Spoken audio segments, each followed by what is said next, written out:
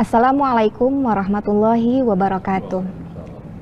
Salam jumpa para pemirsa UJ TV, khususnya para mahasiswa Universitas Gunadarma dalam program literasi edisi khusus tim teaching mata kuliah terapan teori graf. Bersama saya Nola Marina dan di studio telah hadir juga bersama saya narasumber kita Bapak Dr. Asep Juarna. Selamat pagi semuanya. Ya, bagaimana kabarnya Pak? Alhamdulillah baik. Sehat ya Pak? Ya, sesehat orang tua lah. Alhamdulillah. Baik, pada pertemuan sebelumnya telah dibahas tentang teori graf secara umum, kemudian graf tak berarah dan aplikasinya dalam berbagai bidang termasuk dalam teknik elektro ya, kalau saya tidak salah di pertemuan sebelumnya. Nah, pada pertemuan kali ini topik yang akan dibahas adalah tentang graf berarah dan aplikasinya, begitu. Jadi graf berarah dan graf tak berarah memiliki karakteristik yang berbeda ya Pak. Jadi penggunaannya juga nanti disesuaikan dengan aplikasinya di dunia nyata. Mungkin untuk awalan bisa memberikan pencerahan dulu kepada kita nih Pak. Kira-kira bagaimana sih perkembangan teknologi sekarang dan apa relevansinya dengan teori graf yang kalau dilihat ilmunya munculnya sudah dari abad ke-18 yang lalu gitu. Ya. Silakan Pak. Baik, graf maupun graf berarah itu ya sedikitlah bedanya ya.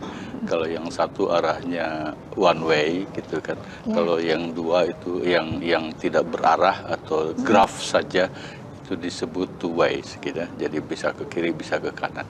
Kalau yang berarah itu ke kanan. Banyak problem-problem yang tidak bisa ke kiri ke kanan, tapi harus dari kiri ke kanan. Misalnya nanti yang akan saya bahas tentang perencanaan proyek itu tentu dari awal sampai akhir, nggak bisa bolak-balik begitu, gitu kan? Nah itu salah satu graf berarah. Dan kemudian banyak sekali koneksi-koneksi, misalkan koneksi elektronika, koneksi komputer, koneksi apapun yang berkoneksi-koneksi, di mana graf itu kan node dan edge. Nah ini node-nya apa, edge-nya apa gitu. Network, komputer network, node-nya itu kita sekarang tidak ngomong komputer lagi, tapi computing device. Jadi handphone, drone, segala macam itu bisa menjadi node. Dan kemudian edge-nya itu tidak selalu harus fisik, tapi sekarang ada wireless, ada macam-macam, itu membentuk edge gitu ya, dari graf itu. Ya, perkembangannya ramai lah sekarang. Iya, bahkan untuk jaringan sosial juga ya Pak. Jaringan sosial juga bisa kita petakan dengan itu dengan mudah gitu ya, sehingga keterkaitannya akan terlihat jelas, sehingga kita bisa menganalisa secara kuantitatif justru ya, bukan hanya kualitatif. Iya, baik. Terima kasih Bapak atas pencerahannya kepada kita. Sebelum kita masuk kepada aplikasi dari graf berarah pada dunia nyata, yaitu ada pengelolaan proyek dan penugasan. Mungkin kita sedikit akan bahas terlebih dahulu teori dari graf berarahnya sendiri ya. Ya, silakan.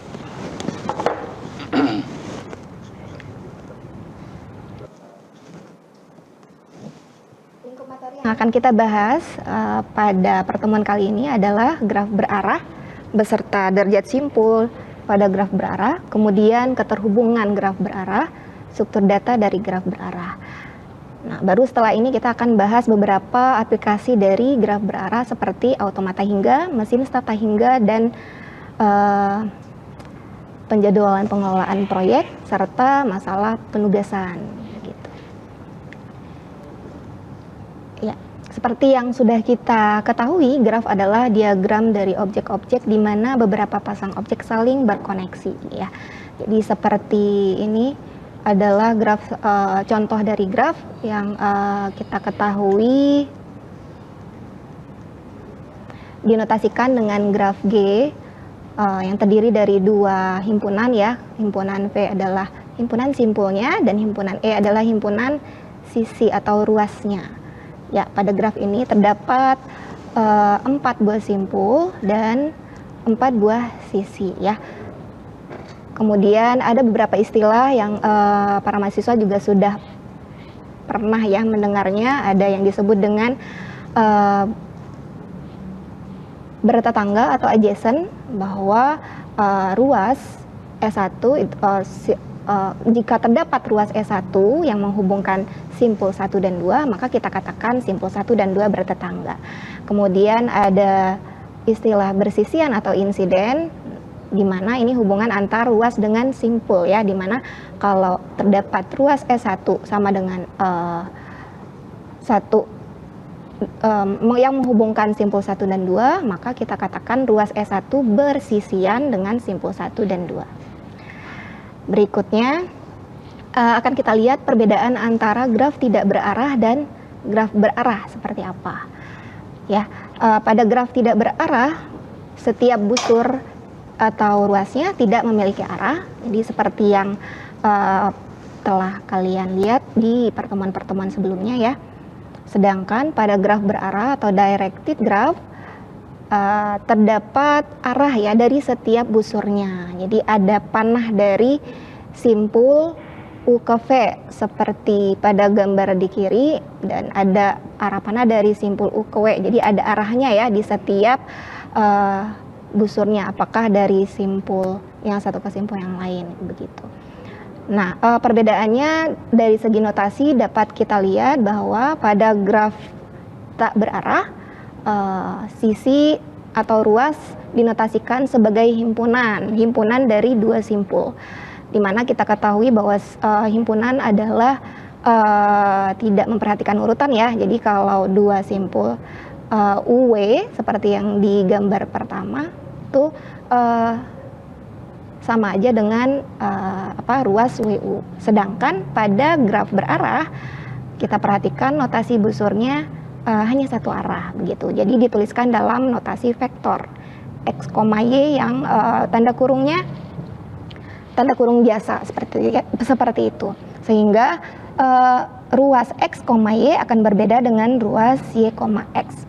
X, Y artinya ruas berarah dari simpul awalnya adalah X dan simpul akhirnya adalah Y, seperti itu.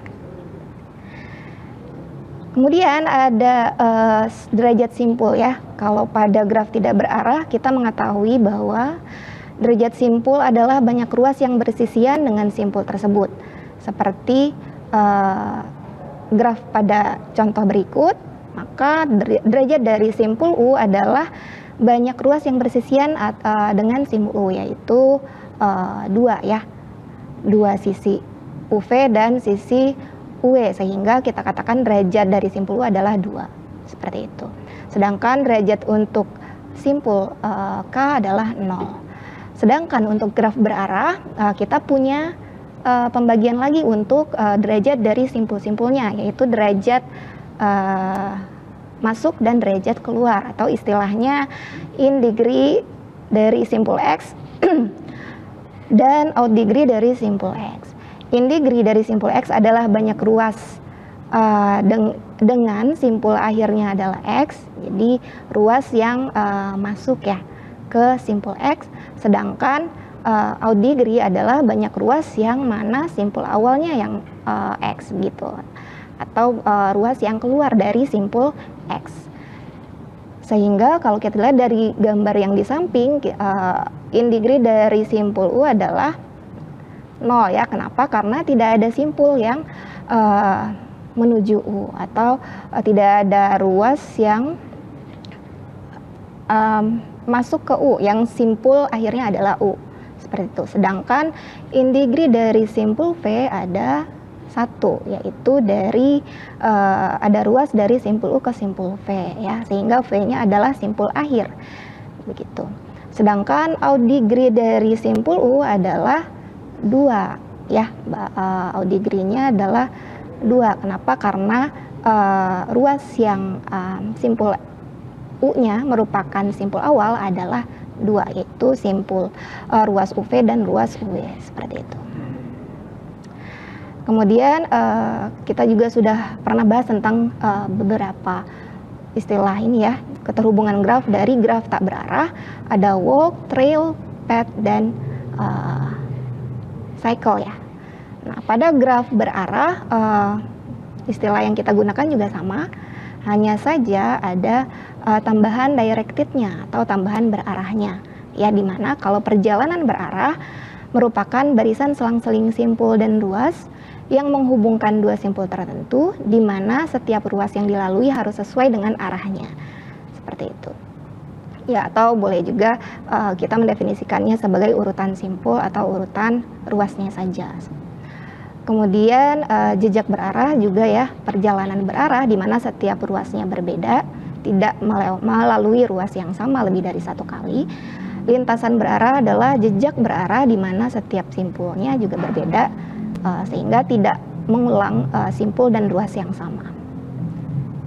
Ya, maka untuk perjalanan atau walk contoh yang berikut ini, AB kita jalan ya dari simpul A ke simpul B, kemudian ruas BC, nanti jalan dari B ke C, C ke D, D ke F, F ke B, dan B ke C. Ini merupakan bukan sebuah jejak. Kenapa? Karena jejak tadi syaratnya tidak melewati atau tidak melalui ruas yang sama ya. Harus melalui ruas yang berbeda.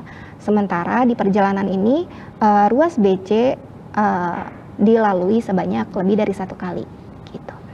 Kemudian jejak dari A, B, C, D, F ke B itu juga kita katakan bukan sebuah lintasan karena ada simpul yang berulang yaitu B. Baik, berikutnya adalah graf terhubung. Jadi untuk istilah ini kita bisa lihat dari dua hal ya. Dua simpul itu dikatakan terhubung jika terdapat ruas yang menghubungkannya, atau bisa juga dilihat dari sebuah lintasan. Begitu, sebuah graf secara keseluruhan. Ya, graf disebut terhubung jika suatu graf tak berarah disebut terhubung jika terdapat sebuah lintasan antar setiap pasang simpulnya. Jadi setiap kita ambil dua simpul, maka harus ada lintasan yang menghubungkannya, seperti itu. Ya, kemudian untuk graf berarah bedanya seperti apa? Nah, di sini muncul dua istilah, ada yang disebut dengan graf berarah yang terhubung kuat atau strongly connected, dan graf berarah yang terhubung lemah. Perbedaannya seperti apa? Nah, untuk graf berarah yang terhubung kuat, kita lihat definisinya ini dipenuhi jika terdapat sebuah lintasan berarah antara setiap pasang simpulnya. Seperti contoh gambar yang pertama ya. Setiap pasang simpul kita mau ambil apakah AB, A dengan C, A dengan E, A dengan D, atau B dengan D, B dengan C, dan seterusnya, pasti ada lintasan berarah yang menghubungkannya. Begitu ya, lintasan berarah tadi apa? Ruas yang dilaluinya sesuai dengan arahnya, seperti itu ya, ada syarat seperti itu. Nah, jadi contoh gambar yang pertama adalah terhubung kuat. Sedangkan untuk gambar yang kedua kita sebut graf berarah yang terhubung lemah. Kenapa? Karena tidak memenuhi definisi terhubung kuat tadi. Ya, berarti ada minimal satu pasang simpul yang ternyata tidak punya lintasan berarah yang menghubungkannya. Namun kalau kita anggap dia sebagai graf tak berarah, dia tetap terhubung, grafnya tetap terhubung.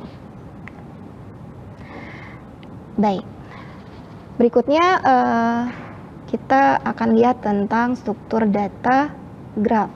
Ya, ini nanti akan berhubungan dengan representasi dari graf berarah seperti apa kalau kita anggap dia sebagai struktur data ya. Nah, sebelumnya ada istilah bersisian dan bertetangga.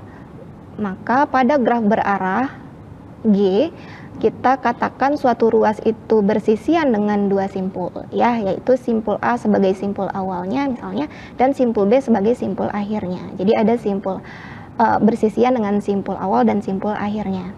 Kemudian Suatu simpul X dikatakan bertetangga dengan simpul Y jika terdapat ruas berarah dari simpul X ke simpul Y sebagai simpul akhirnya. Jadi searah ya, kalau bertetangga dalam graf berarah kita mengatakan tetangga dari suatu simpul itu hanya simpul yang dia menjadi simpul akhir dari ruas yang keluar dari simpul awal tersebut. Seperti itu. Baik, nah representasi dari graf ini dapat kita nyatakan dalam bentuk 3 bentuk ini, yaitu yang pertama matriks bersisian atau insiden matriks, kemudian matriks ketetanggaan atau adjacency matriks, dan senarai bertetangga atau list ya, daftar bertetangga atau adjacency list. Kita masuk ke yang pertama ya, matriks bersisian atau insiden matriks. Pada graf tak berarah kita sudah tahu ya bahwa suatu graf tak berarah dapat dinyatakan dalam bentuk matriks yang ukurannya adalah banyak simpul dikali banyak simpulnya ya, matriks bujur sangkar. Kemudian maksudnya banyak simpul dikali dengan banyak ruasnya ya.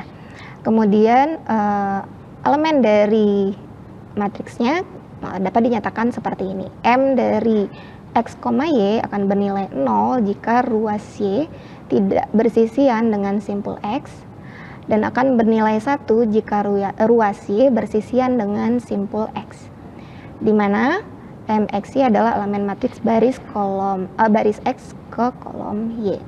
Seperti itu. Di sini kita bisa lihat ya, simpulnya ada di baris dan sisinya ada di kolom ya. Simpul A dikatakan bersisian ruas E dikatakan bersisian dengan simpul apa saja di sini? Ruas E bersisian dengan simpul A dan B karena menghubungkan simpul A dan B. Maka nilai dari A ke E itu adalah 1, B ke E juga 1 ya. Baris A ke E itu 1, B ke E juga 1. Sedangkan untuk baris C, E dan DE, elemen C, E dan DE itu nilainya 0. Nah, sementara untuk matriks bersisian pada graf berarah, perbedaannya terlihat bahwa karena ada simpul awal dan simpul akhir, ya disepakati bahwa untuk simpul awalnya diberi nilai 1 dan untuk simpul akhirnya diberi nilai min 1 ya.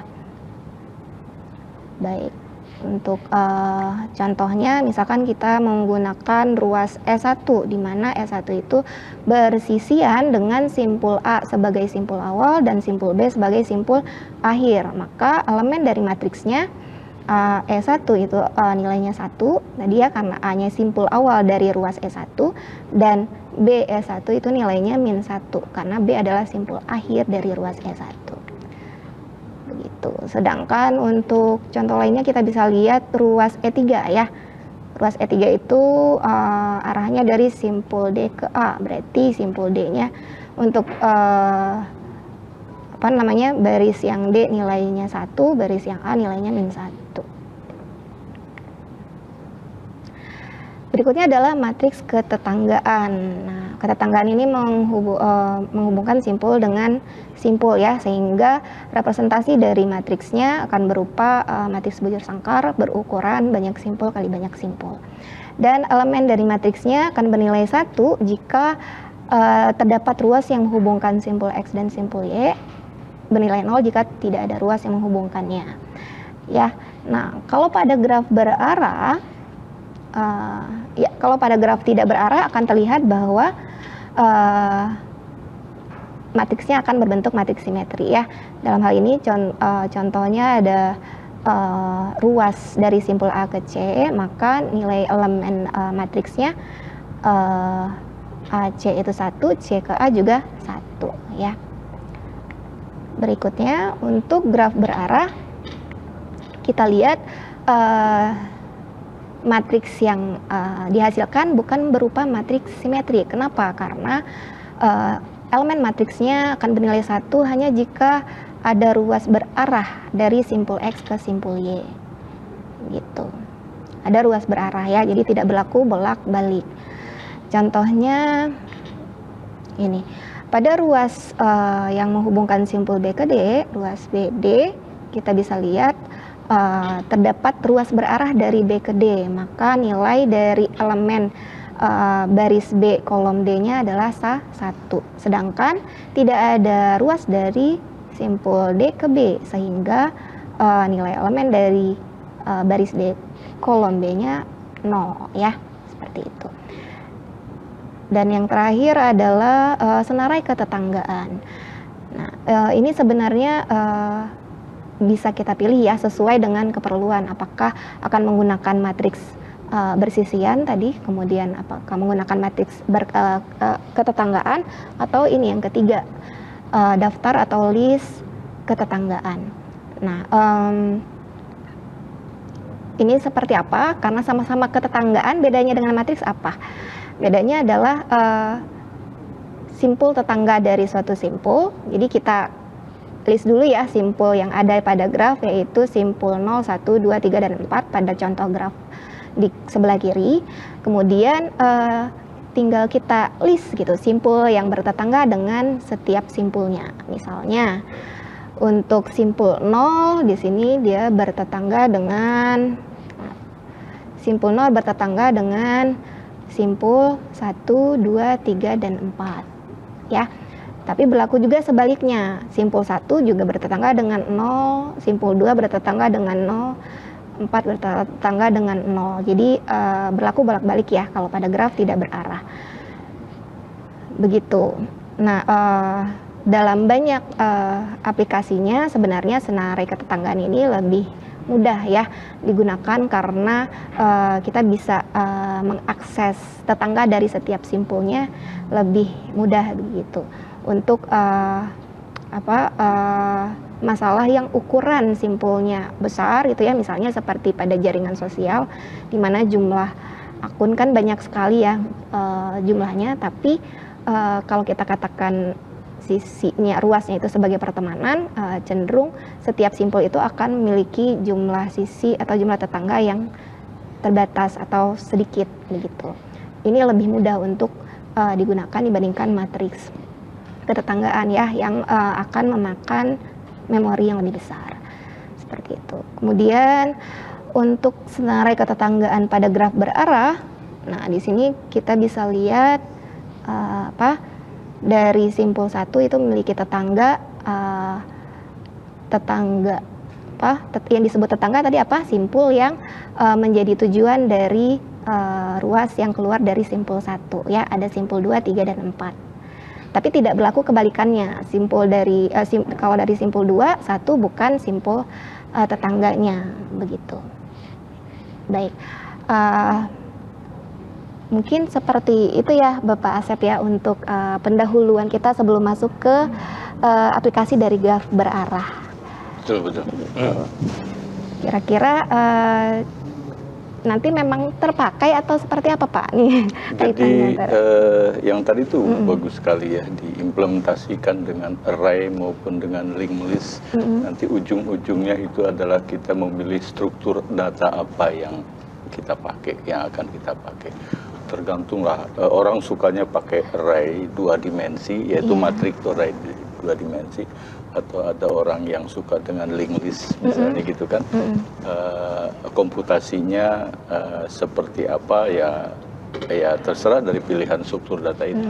Jadi pada hakikatnya semua problem-problem itu harus bisa diimplementasikan dengan struktur data tertentu, baru struktur datanya itu yang diolah gitu ya. Dan kemudian tentu saja tadi hanya 1010 terhubung atau tidak terhubung, tapi bisa saja ditambahkan informasi-informasi apapun. Misalkan panjang edge-nya berapa gitu kan. Itu masuknya ke bobot ya Pak ya. Bukan satu tapi itu panjang edge. Atau misalkan berbagai informasi. Kita bisa ngomong tentang array of record gitu ya. Jadi setiap node-nya itu adalah setiap edge-nya itu record informasi apapun, terutama di hubungan sosial. ya, satu netizen dengan netizen yang lain, dia punya properti banyak sekali, ya, jadi jenis kelamin, umur, pendidikan dan sebagainya, ya, itu tidak bisa disederhanakan dengan satu bait, tapi banyak sekali, ya, kayak begitu, ya, kira-kira. Ya, berarti dalam hal ini graf itu akan membuat memudahkan kita dalam melihat pola dari struktur pada sistem digital atau pada masalah yang ada, begitu ya Pak. Baik, untuk para pemirsa, untuk sesi ini kita cukupkan dahulu. Mengenai aplikasi dari graf berarah akan kita dengarkan paparan narasumber kita pada sesi berikutnya setelah jeda berikut ini. Terima kasih.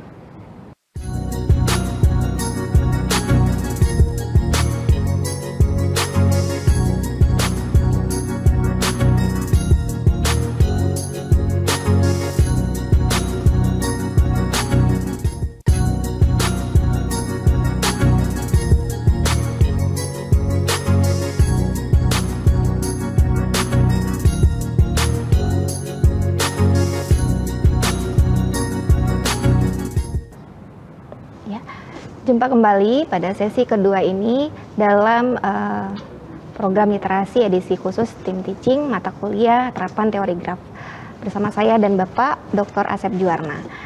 Pada sesi kedua ini kita akan melanjutkan pembahasan kita, akan mendengarkan paparan dari Bapak Asep mengenai aplikasi dari graf berarah yang tadi sudah dijelaskan dalam dua permasalahan ya Pak, permasalahan pengelolaan proyek yang akan menggunakan metode PERT CPM ya. Kemudian yang kedua masalah penugasan. Assignment problem. Ya. Mungkin kita bisa mulai saja ya Bapak. Kepada Asep kita persilakan. Terima kasih. Saya akan bawakan dua aplikasi graf, yaitu pengelolaan proyek ya, dan kemudian satu lagi assignment ya, atau penugasan. Pengelolaan proyek itu dikelola dari mulai perencanaan sampai finishing. Jadi dari kiri ke kanan itu pasti berarah, ya, graf berarah. Dan apa itu node-nya, apa itu edge-nya, nanti kita akan kelihatan di situ. Ya. Jadi PERT dan CPM kita bisa disebutkan begitu. PERT itu singkatan, Program Evaluation and Review Technique, dan CPM adalah Critical Path Method. Dua-duanya sebenarnya itu dua algoritma berbeda, tapi disatukan, digunakan bersama sebagai teknik pengelolaan proyek. Apa saja pengelolaan proyek tersebut? Perencanaan, menjadwalkan, mengeksekusi, memonitor, dan mengontrol pelaksanaan setiap kegiatan atau subproyek. Sebuah proyek besar raksasa itu subproyeknya bisa ribuan, bisa puluhan ribu, gitu ya. Nah, tentu saja di sini saya akan sajikan, contohnya adalah tidak puluhan ribu, paling ya beberapa saja, gitu ya, supaya kelihatan. Jadi CPM ini akan membantu menayangkan rangkaian kegiatan pelaksanaan proyek dan kemajuan proyek. Ya. Jadi tentu saja di situ salah satunya adalah kita menentukan ini durasi proyek ini berapa lama. Seharusnya setelah katakanlah 3 bulan.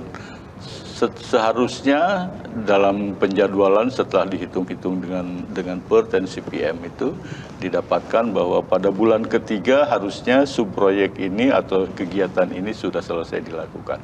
Kalau misalkan belum selesai dilakukan pasti something wrong di situ, ya. Dan itu ada chartnya besar, ya. Jadi ditunjukkan sekarang sedang di mana, sekarang akan apa, gitu kan? Itu kelihatan seperti itu. Jadi betul-betul pengelolaan proyek secara terbuka. Semua tim bisa melihat di situ. PERT itu dikembangkan tahun 58 menghitung waktu penyelesaian atau completion time terpendek sebuah proyek. Jadi sebuah proyek bisa dilakukan 2 tahun, 3 tahun, ya. Tapi bisa nggak waktu terpendek? Tentu saja yang customer kita itu maunya waktunya sependek mungkin. Bisa nggak dilaksanakan dalam 3 bulan, 4 bulan? Ya, kalau pelaksana proyeknya bisa nggak 3 tahun supaya gajinya gede terus mengalir? Itu nggak bisa begitu ya. Harus ada profesionalismenya. Dan salah satunya ya dengan menggunakan PERT and CPM ini. Jadi CPM dikembangkan 57 deketan menetapkan lintasan kritis atau critical path. Jadi lintasan apa yang harus ditempuh sehingga waktu pelaksanaan proyek tersebut tercapai, ya waktu terpendek tersebut ya. Kemudian PERT-CPN itu adalah, jadi dikenalnya PERT-CPN walaupun ini dua-duanya ditemukan tidak bareng ya, tapi kemudian dipakai bersama-sama ya. Ini adalah sebuah contoh ya, sebuah contoh dari suatu proyek. Suatu proyek di sini terdiri dari 9 sub proyek atau 9 kegiatan. Ini cuma 9, tidak puluhan ribu ya. 9 kegiatan. Jadi kira-kira ini ujungnya adalah sebuah proposal ya. Diawali dengan interview, questionnaire, kemudian report, analyze data dan seterusnya. Ini proyek tabel ini harus diperoleh. Kemudian TC time to completion setiap kegiatan itu harus diketahui ya. Ini kendak interview, melaksanakan interview itu 3 hari, katakanlah dalam hari ya, questionnaire 4 hari, read report 4 hari dan seterusnya. Dan kemudian ada juga satu kolom lagi yaitu pendahulu atau predecessor ya, kegiatan pendahulu dari kegiatan yang lain. Misalnya kegiatan A itu tidak didahului oleh kegiatan apapun. Sementara kegiatan B itu harus didahului oleh kegiatan A. Maksudnya kegiatan A harus selesai lebih dahulu, baru kegiatan B bisa dimulai. Ya, kegiatan C tidak ada pendahulunya, kegiatan D itu harus dilaksanakan setelah B dan C selesai. Begitu juga kegiatan E, B dan C selesai dan seterusnya. Sehingga saya mempunyai graf seperti ini. Ya. Graf berarah seperti ini. Jadi kegiatan A dan C itu tidak ada pendahulunya, ya. Sementara kegiatan B itu baru bisa dilaksanakan setelah kegiatan A selesai. Kegiatan A itu selesainya dalam 3 hari, ya. Dan kegiatan B selesai dalam 4 hari. Kalau kita ngomong hari, bisa bulan, bisa minggu, bisa apa ya. Dan kemudian perhatikan B dan E. B dan B itu baru bisa D dan E itu baru bisa dilaksanakan setelah B dan C selesai, gitu kan. Nah sekarang B dulu apa C dulu yang selesai, gitu kan.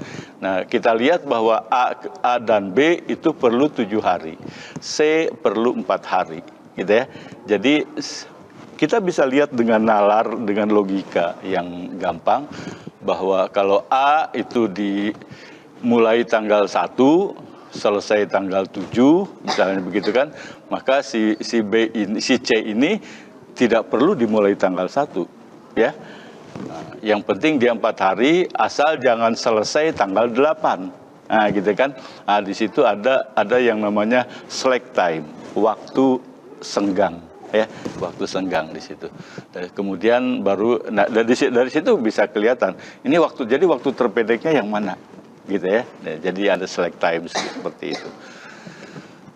Nah ini kita gambarkan secara grafnya. Yang hijau itu adalah start dan finish, kick off ya, kick off startnya, dan kemudian lakukan. Ini salah satu penggambaran, bisa pakai bisa pakai ini, gitu kan, bisa pakai ini, ya terserah nanti. Kalau mau diimplementasikan di dalam struktur data, ya tentu saja setiap edge-nya itu harus ada informasinya, gitu ya. Nah, kalau di sini kan berarti setiap node-nya itu adalah angka, ya, angka 10, 30, 20, dan itu tentu saja dia harus bukan integer ya, tetapi dia adalah teks ya, karena tidak kita hitung. Nah A dan 3-nya itulah justru yang merupakan numerik ya. Nah seperti ini bisa kelihatan di sini. Kalau misalkan saya gambarkan lagi di sini ya. Jadi kegiatan A itu selesai dalam 3 hari, kegiatan B itu A dan B selesai 7 hari, gitu kan. Kemudian kegiatan sampai kegiatan D 15 hari dan kita selesaikan 22 hari. Ya, 22 hari. 22 hari itu tentu saja yang F sudah selesai. Karena F itu selesai maksimum 15 hari. Gitu kan? F ini tidak ada hubungannya dengan D, G, H gitu ya. Jadi bisa dilakukan kapan saja sebenarnya ya, karena dia tidak bergantung kepada subproyek yang di atas ya. Jadi bisa dilakukan kapan saja.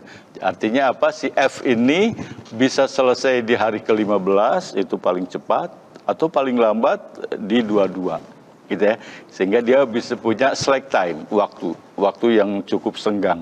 Saya mulai hari ke-7, bolehlah 7 ditambah sekian, ditambah 3, 10 misalnya, ya boleh saja seperti itu ya. Nah ini gambaran penjadwalannya. Kemudian, nah ini berbagai cara, ya, berbagai proyek-proyek yang lain, gitu kan, seperti ini untuk contoh lain penjadwalan proyek, ya. Jadi bukan yang tadi, ya. Ini adalah yang berasal dari tabel ini, ya. Kemudian kita implementasikan menjadi graf ini, GAT per CPM. Per CPM itu karena di situ sudah kelihatan ada critical path ya, yang tadi dijelaskan. Jadi lintasan kritis di mana menghasilkan sampai di waktu minimum ya.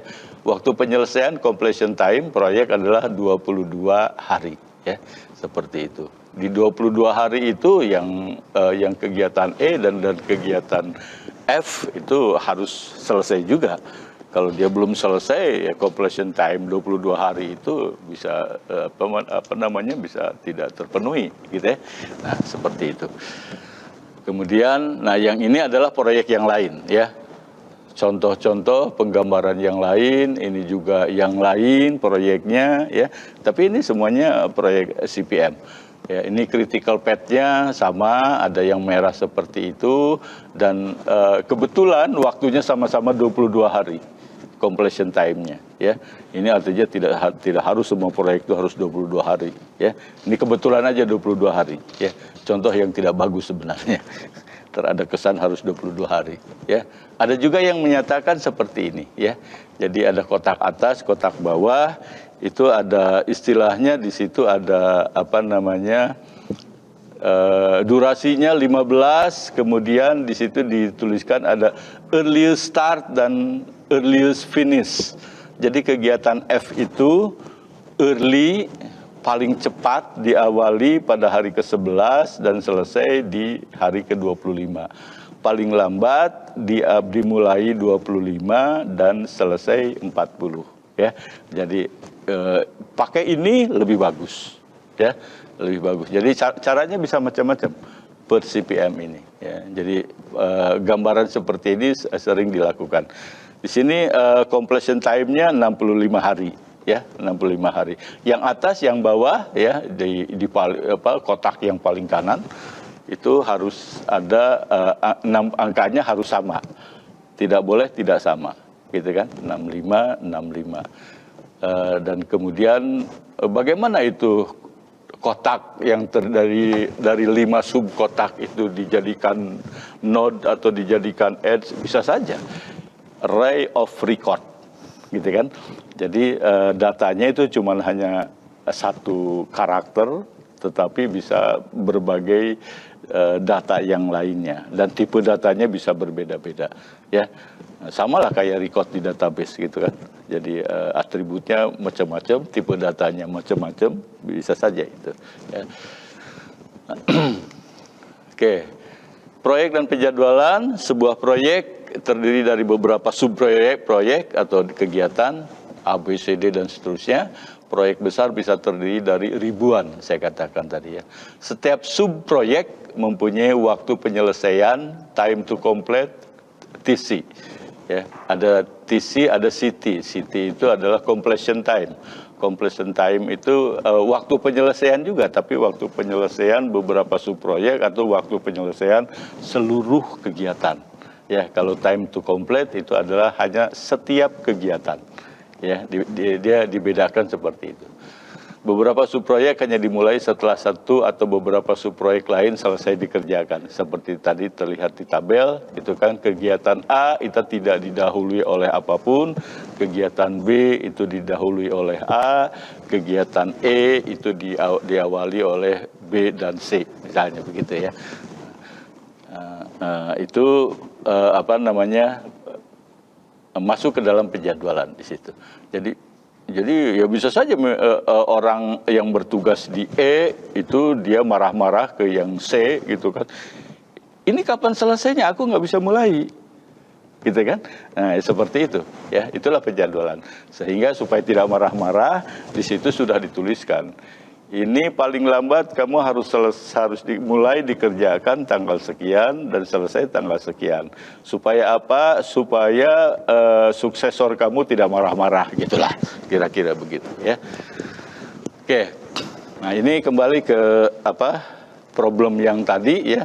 Ada 3, 4 time to complete-nya, kemudian subproyeknya adalah interview, questionnaire dan sebagainya, kemudian immediate predecessor, pendahului langsung dari kegiatan, ya seperti itu.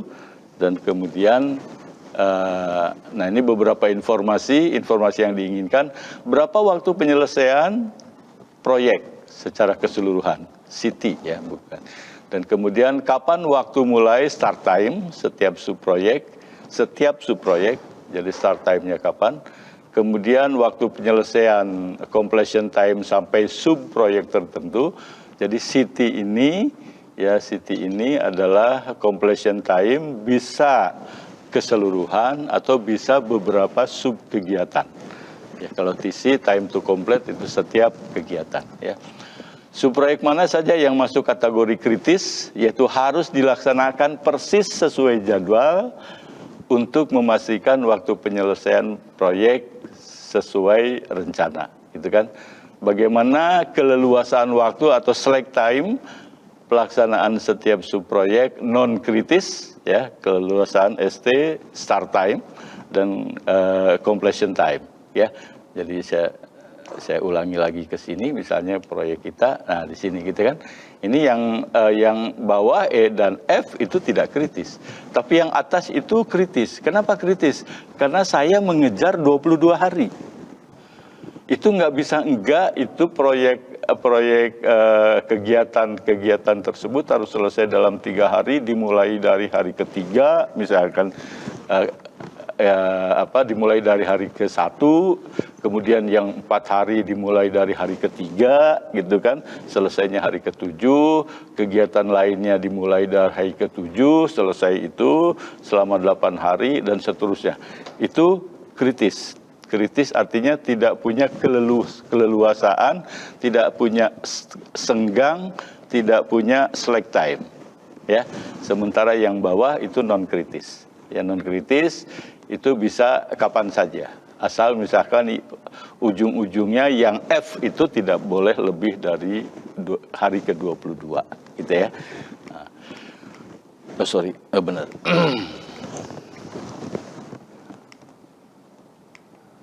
Nah, gitu ya. Ini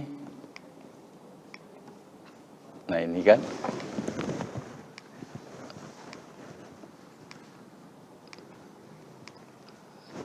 Ini ke bawahnya.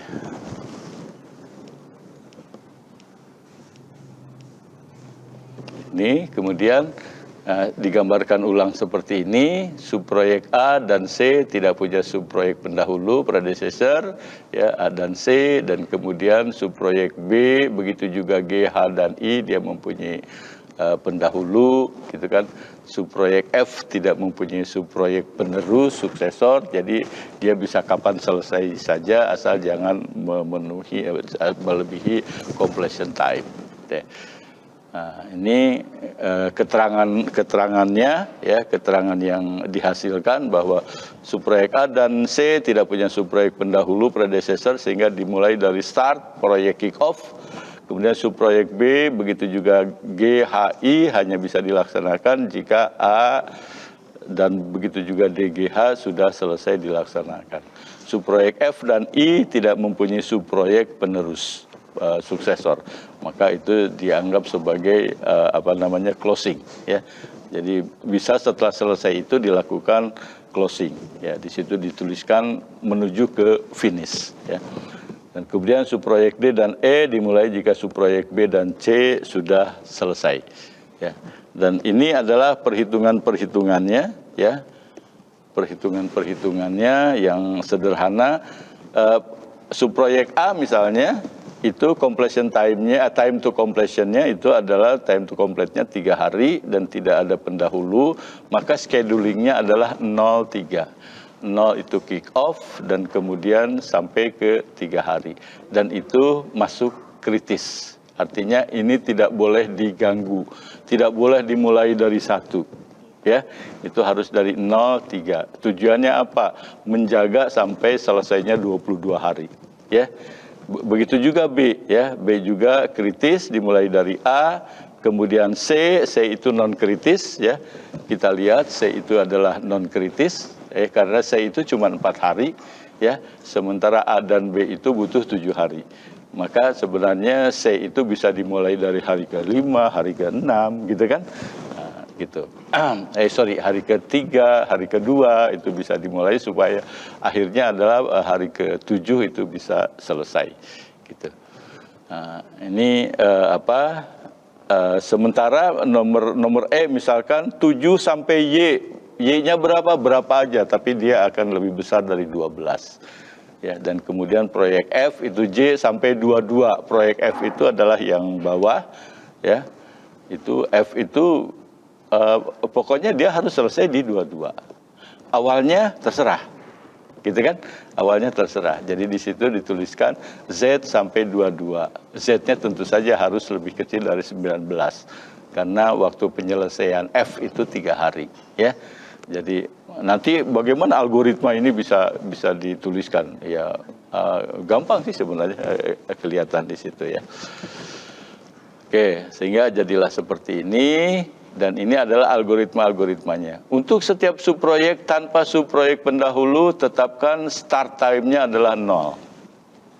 Jadi start time-nya 0 dan waktu penyelesaiannya sampai subproyek tersebut atau completion time itu sama dengan waktu penyelesaian subproyek tersebut. Ya. Jadi di sini dituliskan mulai dari 0 sampai 3. 3 itu adalah completion time untuk satu subproyek A, gitu ya. Perhatikan yang B completion time-nya adalah 7, gitu kan? Completion time-nya 7 dan seterusnya. Sementara yang C itu ada unsur X-nya dan Y-nya dan Z-nya, itu berarti dia punya slack time, ya, punya keleluasaan. Oke. Untuk setiap subproyek dengan subproyek pendahulu, tetapkan awal waktu pelaksanaan start time terakhir di antara semua city subproyek pendahulu.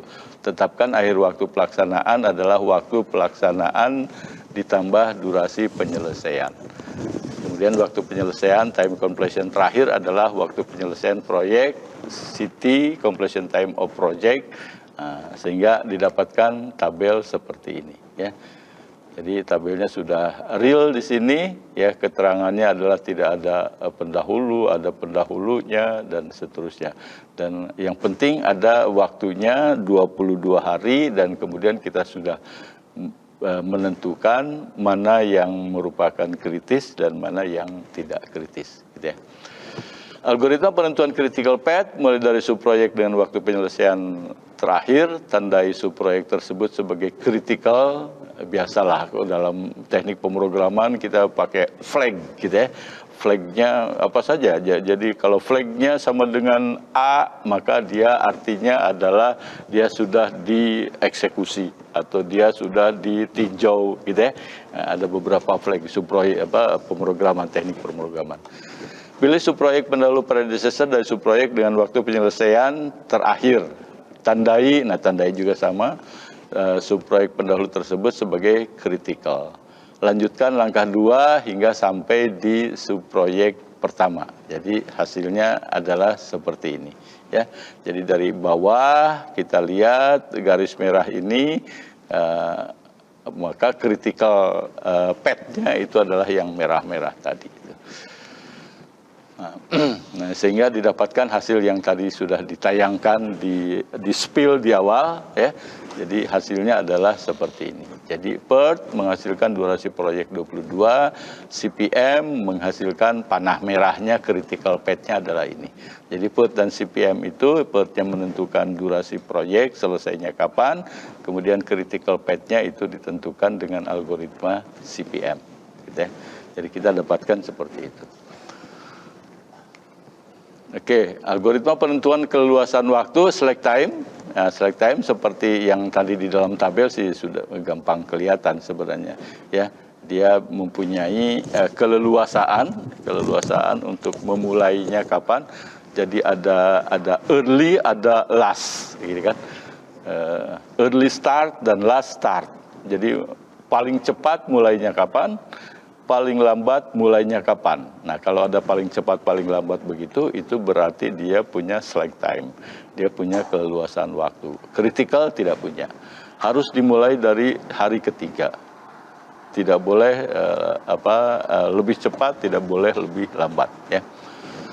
Oke, jadi algoritmanya cuma ini diputar-putar lah seperti biasa rekursif. Ya. Untuk semua, while belum semua subkegiatan ditinjau, lakukan ini. Terus ulangi langkah 1 hingga semua subproyek non kritis dievaluasi. Ya, itu, jadi iteratif begitu, while. Ya. Oke, ini adalah hasilnya berbentuk angka, ya, hasil akhirnya, ya. Jadi ada start time-nya, ada completion time, ya. Semuanya sudah jelas gitu kan. Yang C itu pada akhirnya dapat 03, yang F dapat 77 dan yang E dapat 77, yang F 1219 ya. Kemudian completion time-nya di kanan ya 1212, 1522 dan seterusnya. Nah, angka 22 ini yang harus selesai. Perhatikan yang F itu adalah non kritik. Non kritis ya. Dia paling cepat 12 19, paling lambat 15:22, gitu kan? Itu slack time-nya. Dia ada 3 yang punya slack time di sini, ya. Yang lainnya kritis. Oke, nah ini perhitungan yang tadi ya, yang sudah saya simpan di dalam tabel,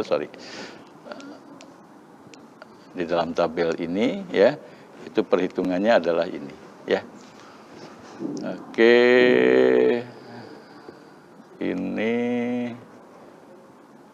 saya kira itu ya untuk proyek yang pertama. Iya. Oke. Ya, berarti untuk penjadwalan proyek ini sangat-sangat penting di dunia. Betul. Ya. Pekerjaan apapun ya, sesederhana apapun pekerjaan sebenarnya perlu ya Pak kita sangat jadwalkan. Perlu supaya satu tim tidak dimarahi oleh tim lain. Ya, dan supaya tidak terjadi kerugian. Betul. Membekakan waktu dan dana juga ya Pak ya sebenarnya. Karena investasi harusnya di sini ya. Prestasi dan reputasi dan kemudian kalau misalkan dia melewati waktu yang sudah ditentukan, itu kan jadi kondisi buruk untuk perusahaan ya, untuk pelaksana proyek gitu ya. Ya saya nggak tahu bahwa ini harus selesai 22 hari. Kenapa ini hari ke-23 belum selesai? Itu hari ke-22 itu sudah dipresentasikan. Ya. Jadi setelah dihitung-hitung semuanya, ini hari ke-22 selesai.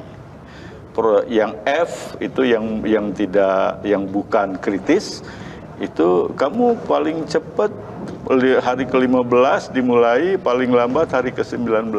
Kamu nggak bisa di luar ini. Gitu kan? Kalau melewati, berarti dia akan menambah waktu. Tunggu waktu jeda lebih ya, cepat.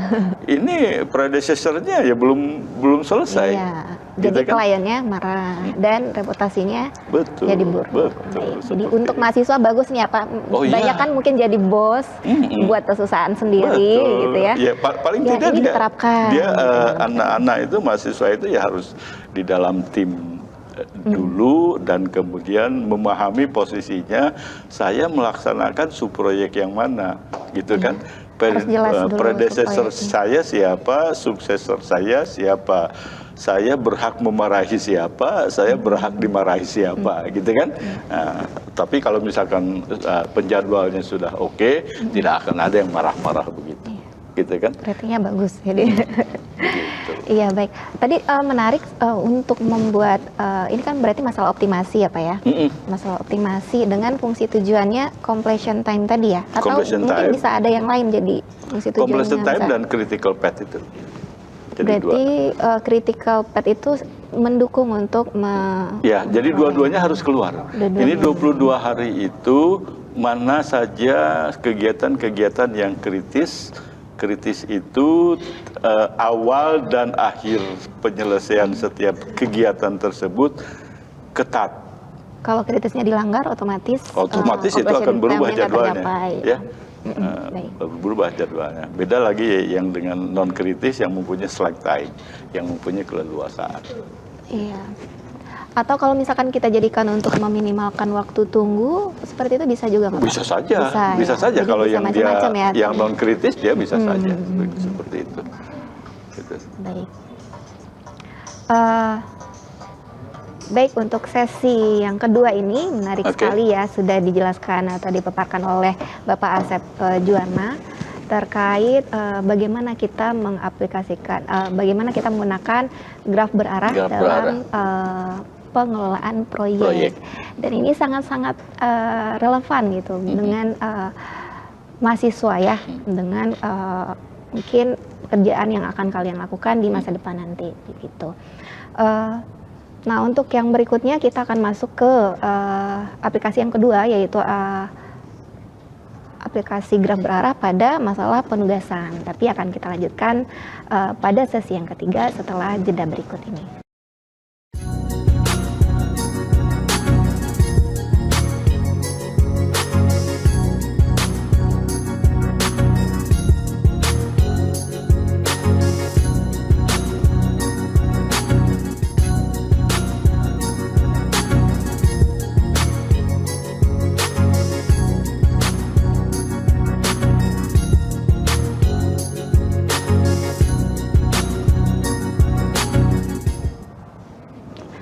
Jumpa kembali bersama saya Nola Marina dan Bapak Asep Juwana pada program literasi edisi khusus tim teaching mata kuliah terapan teori graf, di mana pada sesi ketiga ini kita akan lanjut mendengarkan pemaparan yang lebih menarik lagi ya. Kita lanjutkan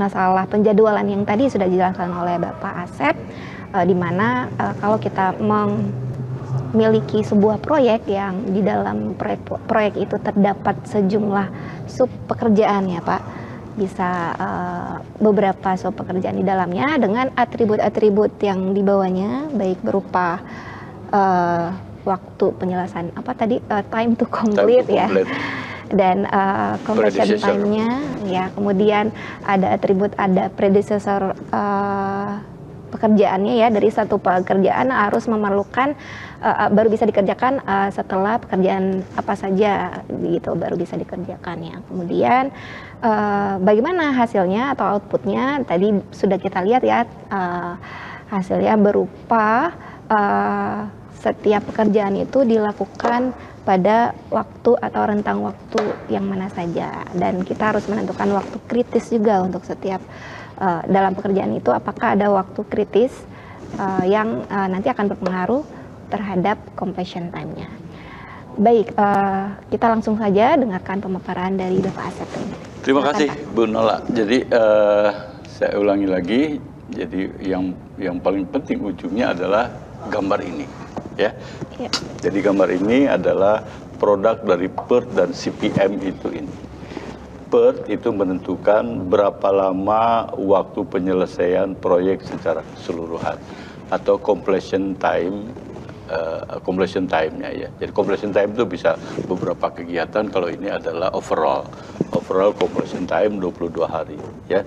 Dan dari situ supaya 22 hari itu critical path-nya yang mana ya.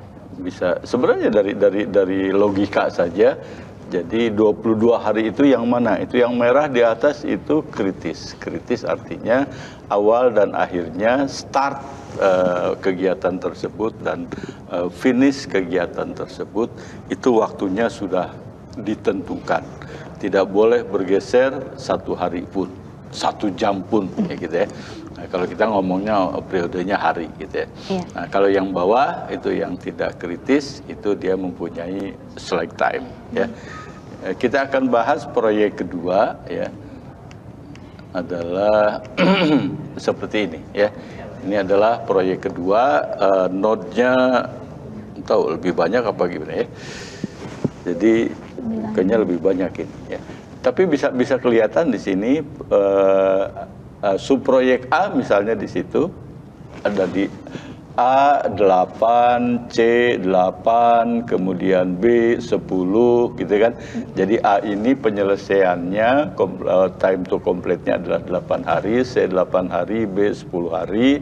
Anda lihat bahwa C itu bisa dikerjakan kalau A dan B sudah selesai dikerjakan. Yang lama di antara A dan B adalah B, ya 10 hari. Dan A 8 hari. Artinya yang yang B nanti akan menjadi bagian dari critical path. Ya. Karena apa? Karena kita menginginkan waktu yang minimum. Gitu ya, waktu yang minimum. Kita nggak bisa waktunya misalkan C itu dimulai hari ke-8, nggak bisa. Hari B-nya belum selesai. Gitu ya. Sehingga dengan demikian A-nya dia mempunyai slack time 2 hari ya. Jadi bisa dimulai hari ke-1 atau hari ke-2 gitu ya. Jadi data di tabel tersebut ya, gambar kemudian tabel ini harus betul-betul dipahami, dikuasai, dihitung apa benar A ini 8 hari, apa benar B itu 10 hari dan seterusnya. Jadi kalau misalkan kontraktornya itu sudah mature, sudah jago lah dalam masalah proyek, dia bisa menentukan oh ini pembuatan ini biasanya 8 hari sudah selesai. Kami sudah berpengalaman. Pengalaman itu sangat penting, gitu ya. Nah, seperti ini. Jadi ini adalah proyek kedua dan kemudian ini perhitungannya ya. Raw schedule belum mempertimbangkan slack time-nya. Itu tulisannya ada hasilnya seperti ini ya. Ini dari tabel ini dan kemudian ditambahkan beberapa atribut yang lain, time to complete, start time, completion time dan kemudian keterangannya ya. Dan kemudian berikutnya, nah ini adalah hasil akhirnya. Sudah didapatkan durasi proyeknya PERT yaitu 25 hari ya. Anda bisa lihat dan kemudian di situ ditunjukkan juga critical path-nya ya. Jadi jadi C itu dimulai setelah B selesai, bukan setelah A selesai. Gitu ya. Karena A itu lebih cepat dibandingkan B. Ya, jadi C itu tidak bisa dimulai hari ke-8 ya. Dia harus dimulai dari hari ke-10. Dimulai dari hari ke-10 selama 8 hari, jadi selesai C itu hari ke-18 ya. Dan kemudian dilanjutkan ke F gitu, kayak F itu 3 hari. Jadi selesainya hari ke-21 dan H ke-25. Jadi kalau misalkan kita mengambilnya ke yang lain, ini dianalisa ya. Kalau misalkan ini tidak mungkin diselesaikan dengan 25 hari gitu ya, maka itu bukan completion time ya. Completion time itu adalah waktu terpendek tapi semua pekerjaan selesai. Gitu kan. Di situ di I misalkan I itu hari ke-24 selesai. Ini nggak bisa ya. Hari ke-24 itu belum selesai semuanya. Ya, Anda bisa lihat di critical path itu critical path itu PERT-nya adalah 25 hari. Sehingga hari ke-24 itu ada satu subproyek atau kegiatan yang pastinya belum selesai ya. Dan di sini dituliskan ada beberapa slack time, keleluasaan waktu pelaksanaan subproyek. A misalnya start time-nya pokoknya 0,8 sampai 10 ya. Jadi start time-nya 0 dan kemudian completion time-nya itu 8 sampai 10 ya. Jadi start time-nya bisa 0, bisa 1, bisa 2, bisa gitu kan. Nah, pokoknya selesai 10 karena dia 8 hari. Begitu juga D, begitu juga G, begitu juga E dan seterusnya. Ya, pokoknya yang tidak di gambar ini yang tidak dilintasi oleh merah ya, maka itu adalah non kritis, artinya dia mempunyai slack time ya. Oke. Nah, ini yang non kritisnya ada 5, 1, 2, 3, 4, 5 dan kritisnya ada 4 ya. Kritisnya ada 4, B, C, F dan H ya. Jadi yang kritis itu awal dan akhir penyelesaiannya itu tidak bisa diubah-ubah lagi. Sementara yang non kritis bisa diubah. Oke. Ini keleluasan waktunya. Kalau misalkan ditabelkan, hasilnya adalah seperti ini ya. Keleluasan waktunya adalah completion time, critically start time-nya. Yang A start time-nya 0, bisa dimulai dari 0, bisa dari 1. Kemudian completion time-nya, CT-nya ya itu adalah 8, dua-duanya harus 8. B 010, C 1018 dan seterusnya. Jadi ada yang kritis, ada yang non kritis. Oke, itu adalah PERT and CPM. Kita lanjutkan dengan aplikasi graf yang lainnya, yaitu masalah penugasan atau dikenal dalam bahasa Inggris sebagai assignment problem. Ya, assignment problem ini apa di sini? Oke, misalkan perusahaan pengantar barang mempunyai N pekerja dan N kota tujuan pengantaran barang. Setiap pekerja bisa melakukan semua pengantaran barang tapi dengan waktu berbeda. Tugaskan pekerja mana mengantar barang kemana agar perusahaan mendapatkan keuntungan maksimal. Nah, di sini keuntungan maksimalnya itu apa? Ini masalah pengantaran barang. Kalau keuntungan maksimal itu kan semua pekerjaan itu bisa selesai secepat mungkin. Kalau masalah pengantaran. Tapi kalau masalah produksi ya, produksi ada si A, si B, si C, si D, dia bisa mengerjakan pekerjaan 1, 2, 3, 4, 5, 6 gitu kan. Nah, si A mengerjakan pekerjaan mana, si B pekerjaan yang mana supaya produknya itu sebanyak-banyaknya. Ya. Jadi assignment problem itu penugasan pekerjaan kepada individu sehingga perusahaan mempunyai keuntungan maksimum. Keuntungan maksimum bisa produk yang banyak atau cost yang rendah. Cost yang rendah kalau di dalam pengantaran itu berarti waktunya secepat mungkin. Karena waktu yang cepat itu artinya apa? Bensinnya sedikit, uang makannya sedikit, gitu kan? Ya. Nah, seperti itu. Efisiensi. Itu efisiensi. Itu harus dihitung. Ya. Itu harus dihitung. Ya, efisiensinya tidak di luar hitungan. Ya. Jadi prinsipnya seperti itu assignment problem itu. Ya.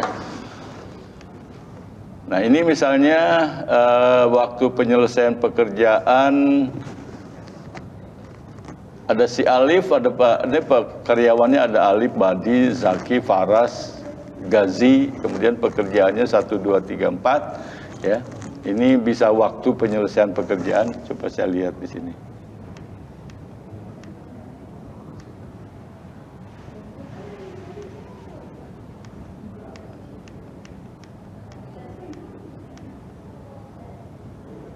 Sepuluh, 12. Oke. Ini waktu ini bisa waktu penyelesaian, bisa produktivitas, ya. Kita lihat aja di sini ya. Jadi si Alif itu mengerjakan pekerjaan 1 itu produknya 10, 2, 12, 3, 10, 4, 8, 5, 15. Ini kalau bisa dilihat si Alif itu kalau bagusnya di-assign, ditugaskan ke pekerjaan 5 karena dia lebih banyak pekerjaan yang bisa diselesaikan dalam satu waktu yang sama. gitu kan. Tapi si Badi juga bisa 15 untuk pekerjaan 4 gitu kan. Tapi dia pekerjaan tapi si Gazi itu 17 juga ya, itu gede juga. Ini yang mana nih gitu ya. Kalau misalkan produktivitas kita cari yang gede-gedean supaya maksimum. Kalau waktu berarti yang sekecil-kecilnya, gitu kan? Kita lihat nanti. Nah ini yang terkenal adalah penyelesaian penugasan itu adalah dengan menggunakan metode Hungarian. Ya, metode Hungarian itu langkah-langkahnya adalah seperti ini. Yang pertama, tentukan elemen terbesar setiap baris. Ya, jadi kalau ini grafiknya, tabelnya yang lama, ya, tapi ditambah satu kolom, ya, satu kolom yaitu max. Maksimumnya di sini 15, 15, 12, 16, 17. Ya, jadi ini adalah kita menginginkan atau mencari angka terbanyak, ya. Jadi mungkin ini tepatnya untuk produk yang paling banyak, ya. Kemudian berikutnya, bagi elemen setiap baris dengan bilangan terbesarnya tersebut, ya. Jadi saya ulangi lagi di sini, baris pertama kolom kelima angkanya 1 karena baris pertama kolom kelima itu 15, maksimumnya 15 gitu kan. 15 merah dibagi 15 max itu 1 gitu kan. 8 dibagi 15, 8 dibagi 15 itu adalah 0,53, kemudian berikutnya 10 dibagi 15 itu adalah 0,67, 2/3 dan seterusnya. Jadi ini setiap baris, ya, setiap baris itu dibagi dengan bilangan maksimumnya. Baris pertama, baris kedua, baris ketiga dan seterusnya. Sehingga saya dapatkan max baru, ya. Max baru sekarang per kolom, ya. 0,93, 0,94, 0,82, 1 dan 1. Ya, itu bagi elemen setiap baris dengan bilangan terbesarnya tuliskan angka terbesarnya, terbesar hasil pembagian itu di bawah tabel, ya. Kemudian bagi elemen setiap kolom sekarang dengan bilangan terbesarnya, ya, seperti ini 0,93 itu di kolom 1, tentu saja nanti baris keduanya itu nilainya 1, gitu kan? Karena pembaginya 0,93, yang dibagi 0,93 juga, hasilnya pasti 1. Yang kolom 1 baris si Alif 0,67 dibagi 0,93, hasilnya 0,72, seperti ini. Bagi elemen setiap kolom dengan bilangan terbesarnya, hasilnya adalah seperti ini. Kemudian berikutnya, periksa apakah sudah ada angka 1 di masing-masing baris di kolom berbeda, ya. Jadi harusnya ada angka 1 di setiap baris dan di kolom berbeda, gitu kan. Nah, di sini belum terjadi itu. Baris pertama betul itu sudah ada di baris pertama kolom kelima, tapi baris kedua itu ada di 2 kolom, gitu kan. Baris ketiga itu sudah oke, tapi di kolom yang sama dengan si Alif, gitu ya. Nah, jadi ini belum selesai. Problem assignment belum selesai. Jadi kalau di setiap sel yang tidak cross itu sudah selesai, ya. Ini belum selesai. Nah, maka kemudian dilakukan tarik garis vertikal dan horizontal melewati angka 1, ya, seperti terlihat di gambar, ya. Jumlah garis harus minimal, ya. Kalau tidak minimal, yang berarti kalau di sini 5 berarti saya bikin 25 garis gitu kan. Kalau ini dibagi, ini pakai berapa? Pakai 4 garis saja sudah selesai. Semua angka 1 dilalui oleh garis-garis tersebut. Kemudian perhatikan yang tidak kena garis, angka terbesarnya berapa? Di sini angka terbesarnya adalah 0,85, ya. Nah, Jadi pilih elemen terbesar yang tidak dilalui garis dan itu 0,85 ya. Nah, ini kemudian dilalui garis, kemudian tentukan elemen terbesarnya, dan kemudian elemen terbesarnya diapain? Bagi semua elemen di kolom tersebut, di kolom ya, yang lainnya tidak. Ini hanya khusus di kolom kedua saja. Kolom kedua itu angka-angkanya dibagi dengan 0,85. Hasilnya tentu 1, kemudian yang bawah lebih kecil dari 1, yang baris si Faras itu pasti lebih besar dari 1,18 dan seterusnya. Langkah ke-6, bagi semua elemen di kolom tersebut dengan bilangan itu kembali ke langkah 4. Langkah 4 itu adalah bikin garis lagi. Langkah ke-4, periksa apakah udah ada angka 1 di masing-masing kolom dan baris berbeda. Ternyata masih belum ya. Ternyata masih belum ya, dan kemudian dibikin garis-garis lagi, periksa apakah sudah ada angka 1 masing-masing di kolom berbeda, jawabnya belum, dan kemudian dilakukan langkah ke-4, langkah ke-5, langkah ke-6 dan seterusnya. Itu iterasinya bisa banyak ya. Tapi kalau dengan menggunakan komputer 100 kali iterasi juga nggak ada masalah. Kalau misalkan begini, ya 2 iterasi aja udah agak capek, gitu ya. Nah, jadi begitulah, komputer itu tujuannya apa ya? Tujuannya adalah membantu hal-hal yang rutin tapi banyak, gitu kan? Yang rutin itu apa? Yang bisa dibikinkan algoritmanya, ya. Nah, algoritmanya ya sudah bikin begitu, for i1 to 100.000, oke, kerjakan ini ya. Nah, itu ada 100.000 data ya. Kalau misalkan kita melakukan 100.000 data, memeriksa 100.000 data atau mengolah 100.000 data, tentu saja akan pusing. Tapi kalau misalkan digunakan komputer ya paling dengan sekian gigahertz, 3 gigahertz, itu paling 2 menit 3 menit sudah selesai ya. Oke, kita lanjutkan. Periksa apakah sudah ada angka 1, jawabnya belum, maka digaris-garis lagi, cari angka terbesar lagi, ya. Kemudian dibagi lagi dengan angka terbesar, ya, dan seterusnya. Angka ini belum selesai, ya, belum selesai, ya. Hasil akhirnya itu akan seperti ini, ya, ya.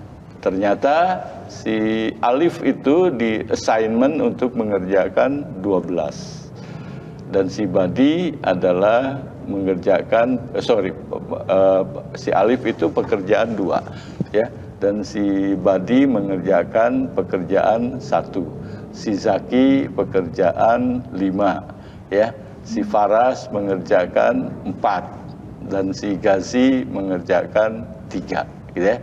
Ini saya kira ini produktivitas bukan minimal. Sebenarnya kelihatan sih, karena tadi cari bilangan maksimum. Oh, dia ini akan memaksimalkan. Ya, kalau misalkan cari bilangan minimal, nah ini harus hati-hati. Optimasi itu artinya memaksimalkan atau juga bisa meminimalkan. Ya. Mencari yang optimal itu maksimal bisa minimal kan gitu kan.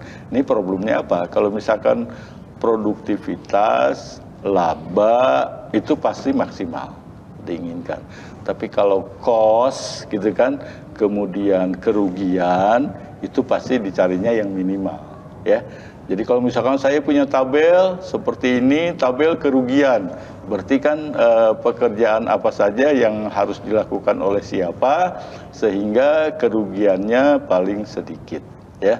Atau ini cost sehingga cost-nya secara overall, secara keseluruhan itu minimal. Tapi kalau misalkan yang memberi keuntungan tentu saja terbesar ya. Jadi kita akan, kalau ngelihat begini tanpa hungarian misalnya, kita akan bingung, ini yang supaya terbesar yang mana ya? Si Alif 15, si Badi 15, ini yang mana yang dipilih? Akhirnya metode hungarian mendapatkan angka-angka ini ya. Apakah angka-angka ini benar-benar maksimal, bisa tidak, ya bisa tidak. Hungarian itu ya termasuk algoritma yang greedy, ya, algoritma yang rakus gitu. Dia ya pokoknya seperti itu, algoritmanya dapatnya segini, ya. Kalau greedy itu kan artinya beberapa batasan itu tidak diperhatikan, ya. Misalkan saya ingin mencari shortest path misalnya, tapi saya hanya melihat satu langkah ke depan, ya. Satu langkah ke depan ini panjangnya cuma 3, tapi nggak tahu setelah node itu panjangnya justru 17, nah, gitu kan? Itu greedy, ya. Optimal lokal, ya. Ya, jadi yang paling bagus itu beberapa langkah ke depan. Seperti apa? Pemain catur kawakan itu tidak greedy. Jadi dia bisa melihat beberapa langkah ke depan, ya, sehingga dia bisa efisien dan bisa memenangkan, ya. Jadi apalagi komputer, ya, dan komputer dengan catur dia bisa melakukan pilihan-pilihan langkah, ya, dan 3-4 langkah ke depan. Pemain pemula paling 1-2 langkah saja. Kira-kira begitulah. Baik, Pak.